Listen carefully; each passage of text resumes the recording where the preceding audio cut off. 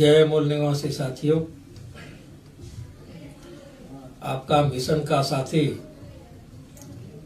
भांजी भाई राठौड़, जो मैंने पहला जो लाइव आया था, उस लाइव को पूरे भारत के मूल निवासी बहुजन समाज के हमारे मिशनरी साथी कार्यकर्ता और समाज के बहुत बड़े पैमाने पे देखा और सुना। मुझे ये जानकारी मिली है कि ये वीडियो करीब 7.5 लाख से भी ज्यादा लोगों तक पहुंचा है और जिन लोगों ने ये मेरा लाइव वीडियो देखा, उन लोगों ने, मिशनरी कार्यकर्ताओं ने मुझे टेलीफोनिक संपर्क करके बहुत से मिशनरी कार्यकर्ता, जिसमें एक ठहराव आ गया था, जो कार्यकर्ता ऐसा सोचता था कि ये फुले अम्बेडकर विचारधारा का जो मिशन है,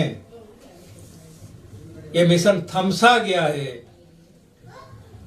इस मिशन को कैसे आगे पहुंचावे और पहुंचाने के लिए क्या क्या करना चाहिए, कैसे करना चाहिए, यह थमसा गया मिशन जो कार्यकर्ताओं ने सुना, तो उन लोगों ने मेरे को फोन करके बताया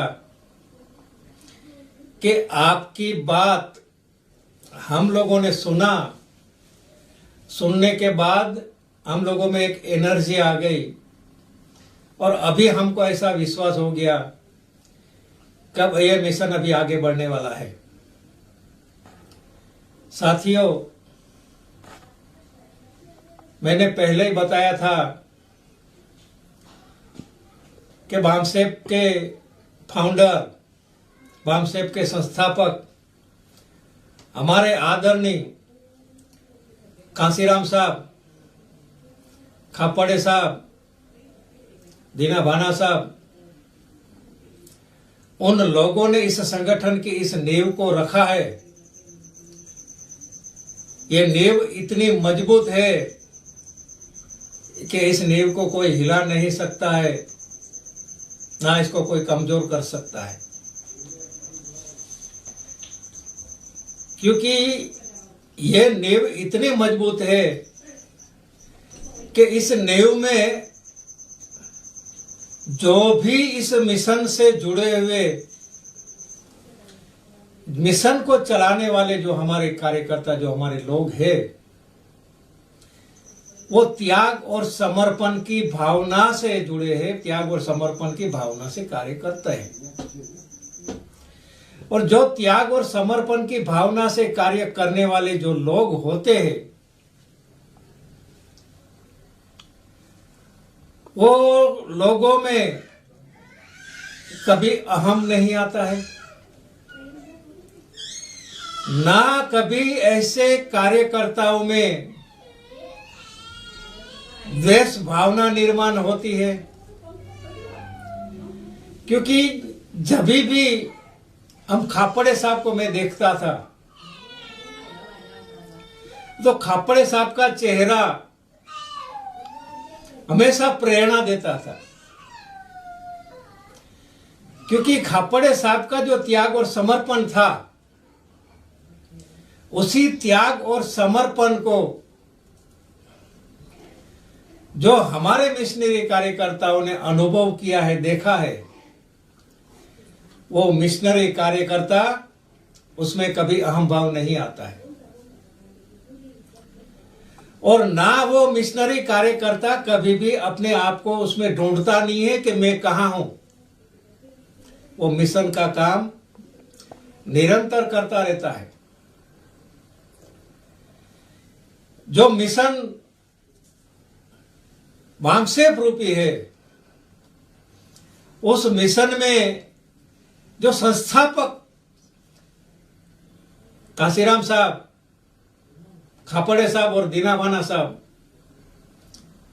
आज तक इस तीनों का ही नाम प्रस्थापित हुआ है। और ये तीन के अलावा संस्थापक सदस्य में आज तक कभी भी चौथा कोई फिट नहीं हो सकता है। चाहे भांजी भाई राठौड़ भी अगर कोशिश करे कि मैं संस्थापक सदस्य में फिट, नहीं हो सकता है। क्योंकि ये जो संस्थापक सदस्यों ने त्याग और समर्पण समाज के लिए करके दिया है, उसी त्याग और समर्पण को देखकर हमारे कार्यकर्ता उससे प्रभावित होता है और प्रभावित होके इस मूवमेंट को, इस आंदोलन को आगे बढ़ाते हैं। जैसे जैसे ये कारवां आगे बढ़ता जाता है, जैसे कि काशीराम साहब और सब साथ में मिलके जब बामसेफ के माध्यम से जब कार्य किया और उस कार्य के माध्यम से समाज में जो जागृति आई और जागृति के माध्यम से आंदोलन खड़ा हो गया और आंदोलन के माध्यम से एक राजनीतिक सोच समाज में जो निर्माण हो गई, उस राजनीतिक सोच को आगे बढ़ाने के लिए मान्यवर काशीराम साहब ने उस समय पे कहा कि आज समाज की रिक्वायरमेंट है राजनीति, इसलिए मुझे राजनीति करनी है। और काशीराम साहब ने राजनीति को चुना। और मैं पहले बताया था कि काशीराम साहब ने जब राजनीति चुना तो काशीराम साहब ने अपने आप को बामसेफ से अलग कर दिया, क्योंकि बामसेफ की जो विचारधारा है और बामसेफ की जो पॉलिसी है, क्या है बामसेफ की पॉलिसी? कुछ पॉलिसी बामसेफ के माध्यम से निर्धारित की गई है। नंबर एक, जब बामसेफ रजिस्टर किया गया तभी उस रजिस्टर के माध्यम से यह पॉलिसी डिसाइड की गई कि बामसेफ कर्मचारियों का संगठन है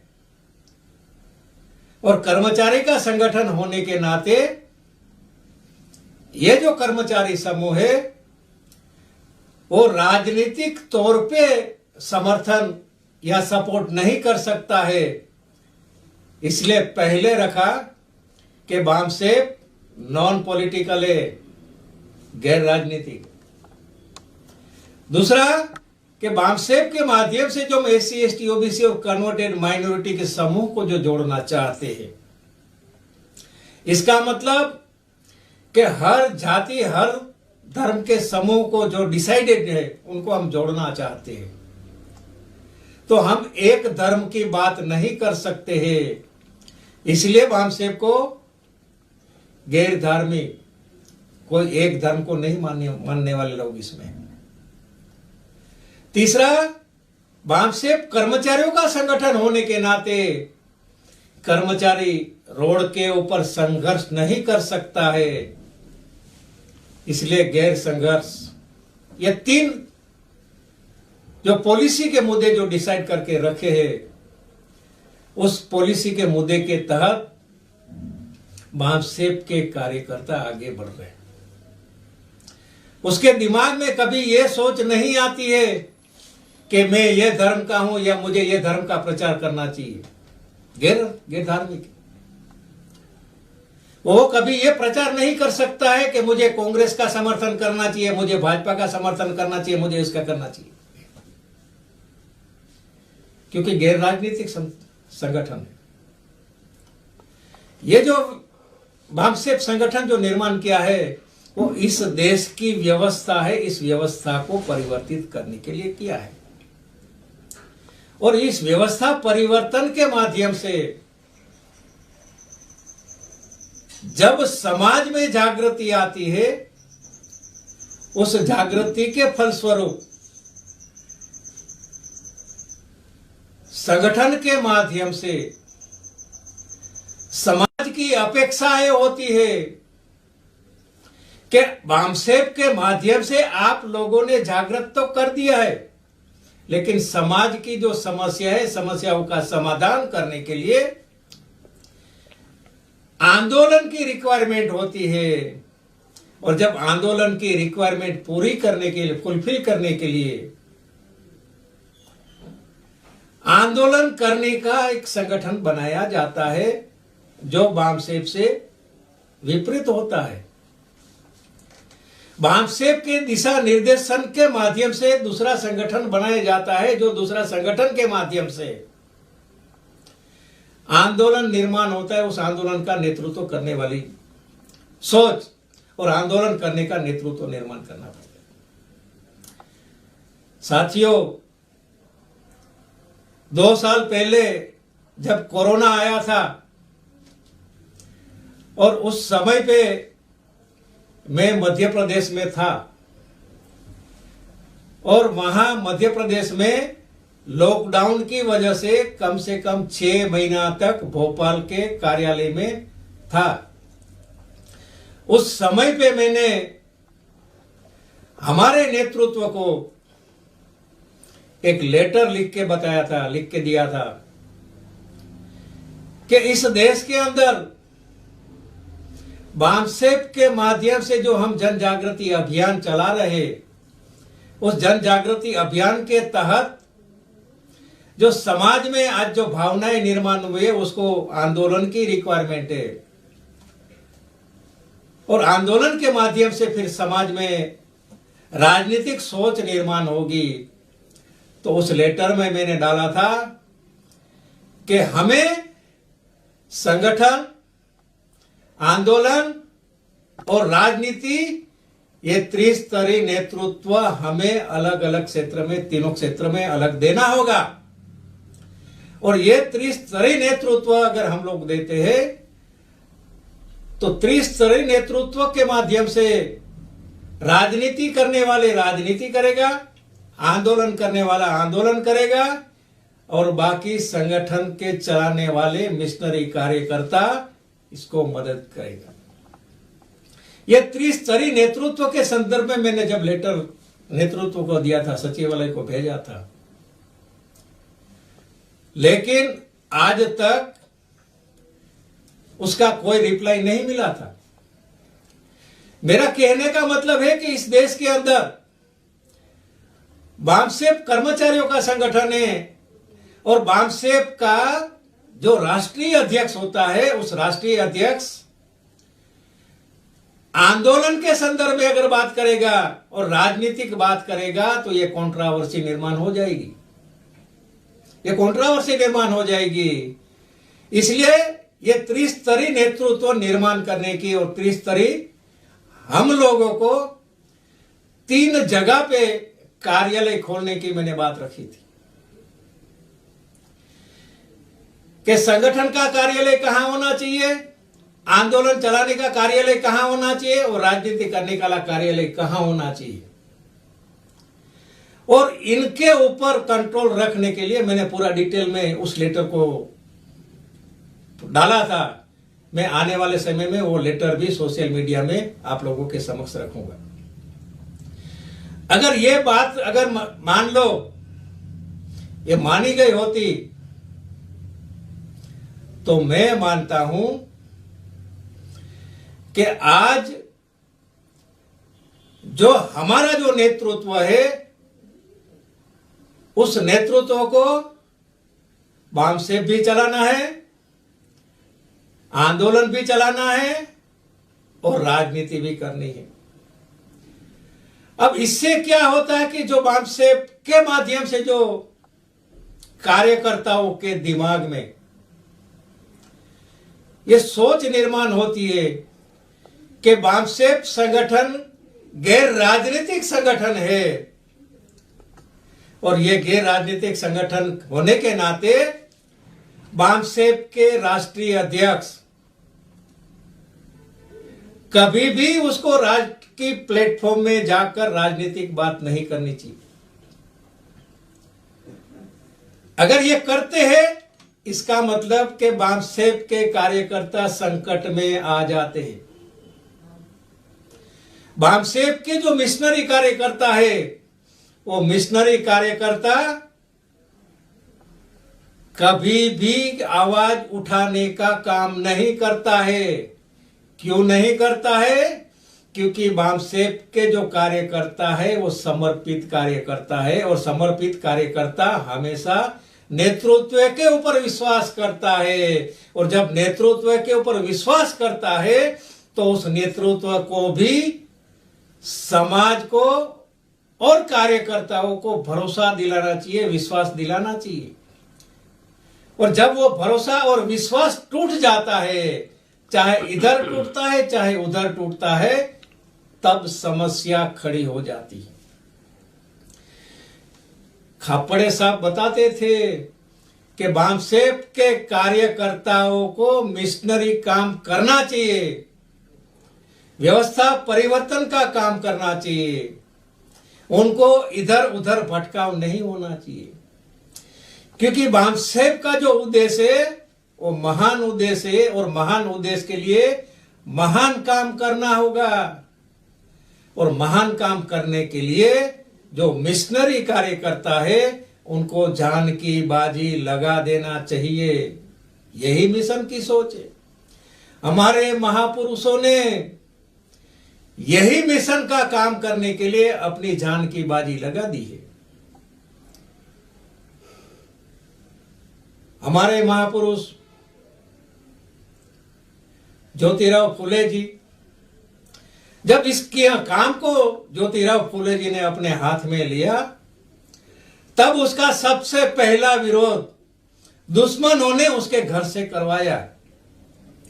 और महात्मा ज्योतिराव फुले को उसके पिताजी ने बोला कि तुमको ये काम छोड़ना होगा, अगर तुम ये काम करोगे तो घर छोड़ना होगा। ये शर्त रखी गई। दुश्मनों के माध्यम से जब उसके पिताजी के ऊपर ये प्रेशर आया, तो उसके पिताजी ने ज्योतिराव फुले को बोला कि तुमको डिसाइड करना होगा कि तुम ये करोगे या ये करोगे। तब महात्मा ज्योतिराव फुले ने डिसाइड किया था कि मुझे घर छोड़ना है, मैं घर छोड़ दूंगा, लेकिन मैं मिशन से भटकूंगा नहीं। यह महात्मा ज्योतिराव फुले अकेले निकले, किसी की परवाह नहीं की, ना घर की परवाह की, ना किसी की परवाह की। घर का त्याग किया, लेकिन वो व्यवस्था परिवर्तन के आंदोलन को, इस व्यवस्था के खिलाफ में स्टैंड लिया। ये महात्मा ज्योतिराव फुले। जब हम ये महात्मा ज्योतिराव फुले का ये प्रेरणादायक पिक्चर हमारे सामने आता है, तब हमको भी महसूस होता है कि अगर महात्मा ज्योतिराव फुले ने इस व्यवस्था के खिलाफ में जो आंदोलन करके अपना घर का त्याग किया, मां बाप का त्याग किया, लेकिन इस मिशन से भटके नहीं, ये त्याग और समर्पण की भावना जो मिशनरी कार्यकर्ताओं में, वहां से प्रेरणा हमें मिलती। और वहां से जब कार्यकर्ताओं को प्रेरणा मिलती है, उस प्रेरणा के माध्यम से कार्यकर्ताओं को एनर्जी मिलती है। क्योंकि ये मिशन का काम चलाना एरे गेरे लोगों का काम नहीं है। मिशन का काम वही चला सकते हैं जो मिशन के लिए हमेशा त्याग और समर्पण करते हैं, और त्याग और समर्पण करने के साथ साथ अपनी जान की बाजी लगा देते हैं। और जब जान की बाजी लगाने वाले ऐसे मिशनरी कार्यकर्ता इस देश में जो बामसेफ के माध्यम से जो निर्माण हुए हैं, वो ना कभी रुकने वाले हैं, ना कभी झुकने वाले हैं, ना कभी बिकने वाले हैं। ना कांग्रेस से बिकेगा, ना समाजवादी से बिकेगा, ना भाजपा से बिकेगा, ना किसी से बिकने वाले हैं। मिशनरी कार्यकर्ता, ये मिशन का काम आगे बढ़ाने के लिए मिशनरी लोगों की रिक्वायरमेंट है, मिशनरी लोगों की जरूरत है। साथियों, इस मिशन का काम आगे बढ़ाने के लिए हमारे महापुरुषों ने जो त्याग और समर्पण किया, उस त्याग और समर्पण को मानते हैं। लेकिन जब इस मिशन के माध्यम से जब आंदोलन स्वरूप धारण करता है और आंदोलन का स्वरूप धारण करने के बाद राजनीतिक सोच जब निर्माण हो जाती है, उस राजनीतिक सोच के माध्यम से राजनीतिक रिक्वायरमेंट पूरी करने के लिए मिशनरी कार्यकर्ता, जो केडर बेस कार्यकर्ता है, उस केडर का क्राउड में रूपांतरित नहीं होना चाहिए। जिस दिन केडर का क्राउड में रूपांतरित हो जाता है तो वो केडर क्राउड बन जाता है, और क्राउड और केडर का अंतर नहीं होने की वजह से वो डिसाइड नहीं कर सकता है कि मिशन क्या है और आंदोलन क्या है और राजनीति क्या है। इसलिए मिशनरी कार्यकर्ताओं को, जो अपने आप को केडर बेस मानते हैं, ऐसे केडर बेस कार्यकर्ता कभी भी कंफ्यूज नहीं होता है, और जो कंफ्यूज होता है वो केडर नहीं होता है। साथियों, ऐसे मिशनरी कार्यकर्ताओं को ब्राह्मणवादी लोगों ने 4 तरह से उसको इस्तेमाल करने की कोशिश की। कैसे? सबसे पहले ब्राह्मणवादी लोग इस व्यवस्था के संदर्भ में कन्विंस कराने की कोशिश करता है। जब कन्विंस ही नहीं होता है तो ऐसे लोगों को कंफ्यूज करने का काम करते हैं। जब वो कंफ्यूज भी नहीं होता है तो उसको करप्ट करने की कोशिश करता है, और जो करप्ट हो जाता है वो आंदोलन नहीं चला सकता है, वो मिशन नहीं चला सकता है। और इसके बाद भी अगर वो क्लच में नहीं आता है, करप्शन में भी, तो उनको कंडम करने की कोशिश करता है, और कंडम भी नहीं होता है तो ऐसे लोगों को, ये लोग सोचते हैं कि ना ये कंफ्यूज हुआ है, ना ये कन्विंस हुआ है, ना ये करप्ट हुआ है, ना ये कंडम हुआ है, वो अड़िग है। ऐसे अड़िग लोग जब आंदोलन को आगे बढ़ाते हैं, मिशन को आगे बढ़ाते हैं, वही कार्यकर्ता केडर के माध्यम से केडर बेस कार्य करता है। बाकी जो कन्विंस हो जाता है वो ब्राह्मणवादी विचारधारा में अपने आप को एडजस्ट कर लेता है। जो कंफ्यूज हो जाता है वो इधर उधर भटकता है, और जो करप्ट हो जाता है वो भी मिशन में आके ऐसा सोचता है कि मुझे यहां से क्या मिलेगा, मुझे यहां से क्या मिलेगा। और जो करप्ट के बाद जिसको कंडम किया जाता है, कंडम का मतलब होता है कि या तो उसका चरित्र के संदर्भ में, या तो उसको गद्दारी के संदर्भ में, या तो उसको डिमोरलाइज करने के संदर्भ में कार्य किया जाता है। ये ब्राह्मणवादी सोच, और इसी ब्राह्मणवादी सोच से जो ऊपर उठ के जो इस मिशन को आगे बढ़ाते हैं वही मिशनरी कार्यकर्ता है। और मिशनरी कार्यकर्ता कभी भटकते नहीं है, और जो भटक जाता है वो मिशनरी कार्यकर्ता नहीं बोला जाता। अपने आप को केडर बताना जरूर होगा, लेकिन केडर कभी भी क्राउड में रूपांतरित नहीं होता है। और केडर जिस दिन क्राउड में रूपांतरित हो जाता है तो ऐसे रूपांतरित क्राउड के लोग अपने आप को केडर बताना शुरू कर देता है, तभी समस्या खड़ी हो जाती है। इसलिए केडर और क्राउड में अंतर है। बामसेप एक केडर बेस्ड ऑर्गेनाइजेशन है, केडर बेस्ड संगठन, और इस केडर बेस्ड ऑर्गेनाइजेशन के माध्यम से केडर में क्लैरिटी है। जब उसकी क्लैरिटी खत्म हो जाती है तब वो भटक जाता है। इसलिए केडर में क्लैरिटी होना पूर्व शर्त है, और जब क्लैरिटी नहीं है तब वो भटक जाता है। केडर क्लैरिटी होना चाहिए, और केडर में कंफ्यूजन नहीं होना चाहिए। जिस दिन केडर में कंफ्यूजन आ जाता है कि मुझे यह सही और गलत का जो फैसला नहीं कर सकता है, वही भटक जाता है। क्योंकि केडर का मतलब होता है, केडर कभी भी कंफ्यूज नहीं होता है, ना भटकता है। और केडर किसी का गुलाम नहीं होता है, चाहे कितना भी बड़ा तीस मार खाए, लेकिन केडर कभी भी उसके सामने झुकता नहीं है। इसी को केडर बोला जाता है। अगर अपने आप को केडर बताते हैं और केडर बताने वाले अगर किसी के प्रभाव में आ जाता है और उस प्रभाव के माध्यम से जब उसके शरण में चला जाता है, ये केडर नहीं, ये केडर की परिभाषा में नहीं आता है, वो क्राउड की परिभाषा में आते हैं।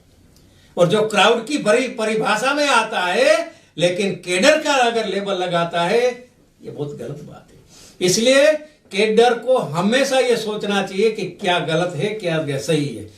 सही और गलत का फैसला अगर वो केडर नहीं कर सकता है, इसका मतलब कि वो केडर कंफ्यूज है, या तो केडर कंफ्यूज है, या तो इस केडर को कंडम किया गया है, या तो उस केडर में करप्शन की भावना निर्माण हो गई।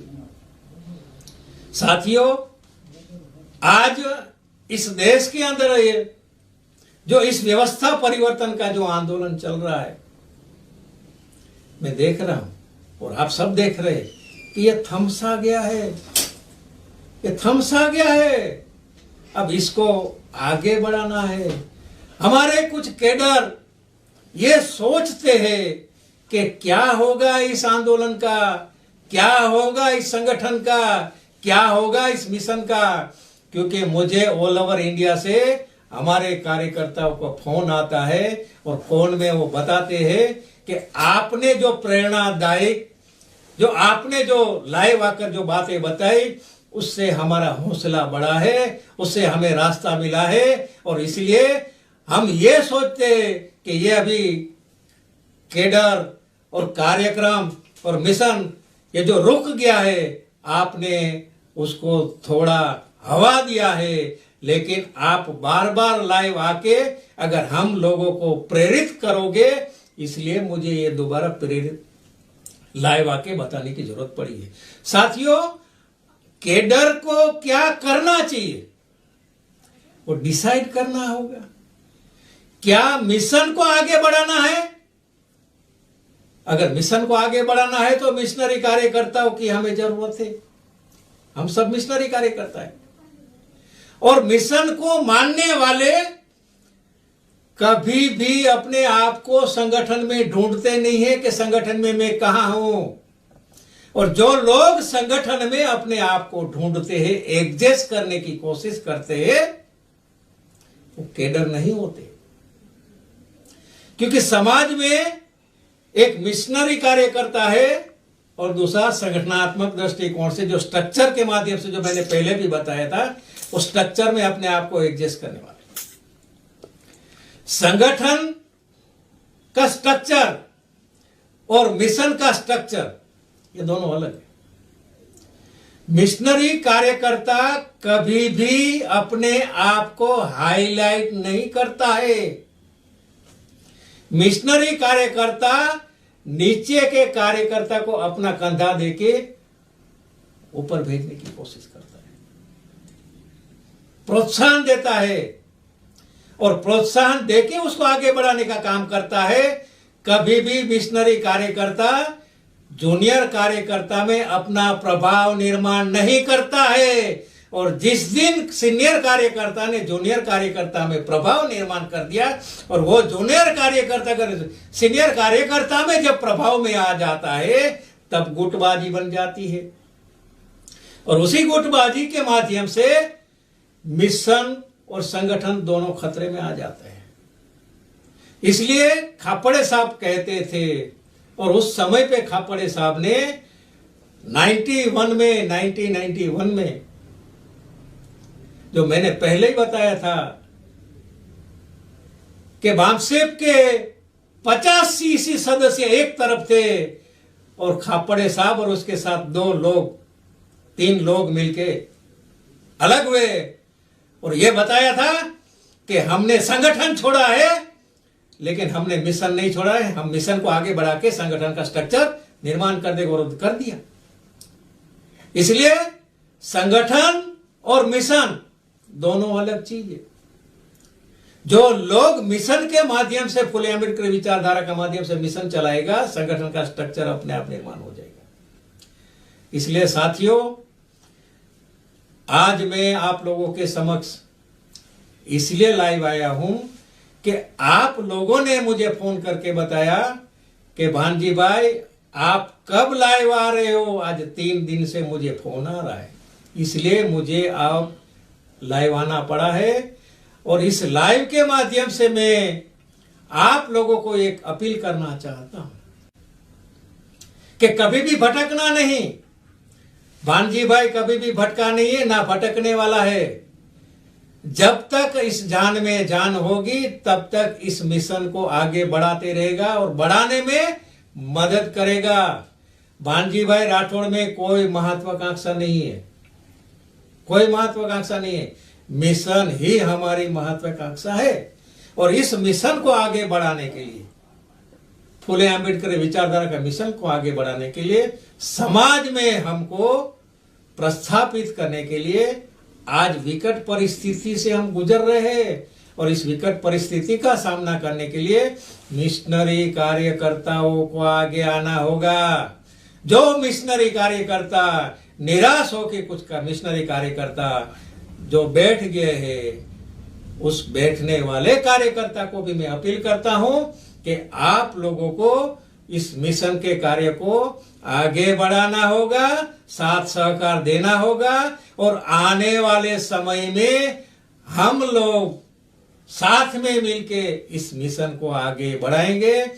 समय समय पर मैं आप लोगों के समक्ष, आप लोग जब जब मुझे बोलोगे, मैं लाइव आके ये दीना बाना खापड़े साहब और खापड़े साहब का सपना है, उस सपना को हम पूरा करेंगे।